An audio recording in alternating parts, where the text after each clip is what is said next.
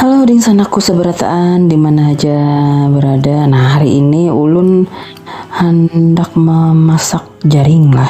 Amun di sini ngarannya jengkol lah sanak lah. Jadi ini kebetulan ada yang berjual jaring. Ulun hendak ulun masak.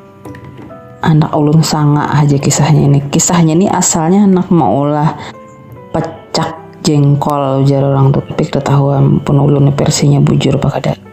Nah ini tinggal digoreng aja lah sanak lah kayak ini di minyak panas. Kira-kira masak dibangkitnya lagi tergantung selera lah. Namun kita di Banjar kan kedesuah lah mulah yang kayak ini karena kita beranggapan jaring itu amun kada di jarang lawas-lawas manjarat. Nah ini penampakannya yang sudah masak. Nah jadi sudah empuk gitu nalah di sanak lah. Nih ulun ini kisahnya anak mulah pecak tapi pindahnya resep ulun ini salah. Jadinya rasa ulun kada ada bedanya. Ini loh sambal acan. Cuman bedanya bertambah dengan jahe lah atau tipakan dalam bahasa Banjar. Nah mbah itu dah dicotok-cotok kayak ini dicobek dirata-rata akan. Amun aslinya tuh di penurang tuh dikuahi banyu pang lah pinanya pecak penurang tuh. Tapi penulun ini penampakannya pinah lain pinah habang ininya sambalnya.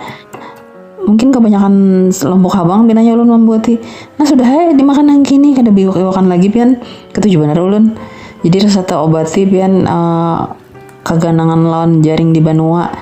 Biasa mau di Banua lo mengipung jaring gawian lawan tahilala. Nah di sini kada ada orang berjual jaring yang kayak di wadah kita. Jadi mau kada mau ulun berkreasi makan jaring sambil lawan nasi. Nah kayak ini. Tapi pang pian baunya inilah bilang makan sabiji sama aja lon makan sacobekan nih baunya. Harum banar muntung sekali bau ngap. Kayak naga pokoknya pian. Tapi ini nasi semejikum bisa habis sorangan namun dapatnya ini pian. Nah ini aja musuhnya pokoknya sambal sudah lawan nasi. Kada ingat lagi tuh bang makan. Saking nyamannya selamat makan.